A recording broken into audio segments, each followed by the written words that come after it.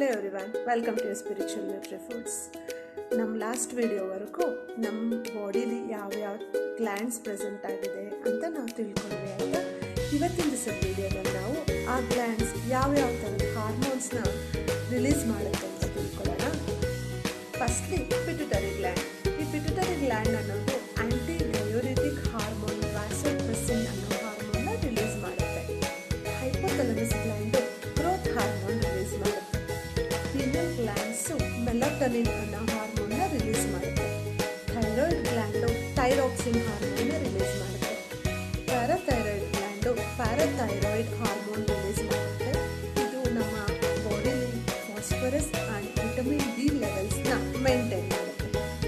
Thymus gland ಥೈಮೋಸಿಕ್ ಅನ್ನೋ ಹಾರ್ಮೋನ್ನ ರಿಲೀಸ್ ಮಾಡುತ್ತೆ. ಅಡ್ರಿನಲ್ ಗ್ಲ್ಯಾಂಡ್ಸು ಅಡ್ರಿನಾಲಿನ್ ಅನ್ನೋ ಹಾರ್ಮೋನ್ನ ರಿಲೀಸ್ ಮಾಡುತ್ತೆ. ಹಾಗೆ pancreas gland insulin and glucagon ಅನ್ನೋ ಹಾರ್ಮೋನ್ನ ರಿಲೀಸ್ ಮಾಡುತ್ತೆ.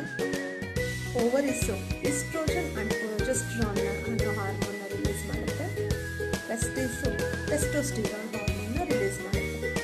ಮೇ ಬಿ ನಿಮಗೆ ಡೌಟ್ ಆಗ್ತಿರ್ಬೋದು, ಯಾಕೆ ಇವಳು ಬಾಡಿ ಫಿಸಿಯಾಲಜಿ ಬಗ್ಗೆ ಹಾರ್ಮೋನ್ಸ್ ಗ್ಲ್ಯಾಂಡ್ಸ್ ಅಂತ ಎಲ್ಲ ಮಾತಾಡ್ತಿದ್ದಾಳೆ, ಡೈಟಿಷನ್ ಆಗಿ ನಮಗೆ ಡಯಟ್ ಪ್ಲ್ಯಾನ್ಸ್ ಹೇಳ್ದಲೆ ಅಂತ ಅಂದ್ಕೊತಾ ಇದ್ದೀರಾ.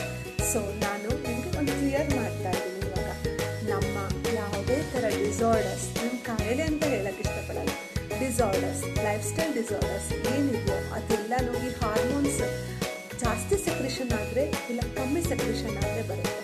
ಇನ್ನು ನಮ್ಮ ಮುಂದಿನ ವೀಡಿಯೋಗಳಲ್ಲಿ ಯಾವ್ಯಾವ ಹಾರ್ಮೋನ್ಸು ಯಾವ್ಯಾವ ಲೈಫ್ ಸ್ಟೈಲ್ ಡಿಸಾರ್ಡರ್ಸ್ನ ನಮಗೆ ತಂದುಕೊಡ್ತಿದೆ ಅಂತ ತಿಳ್ಕೊಳ್ಳೋಣ. Thank you. Please do like, share and subscribe to Spiritual Nutri foods.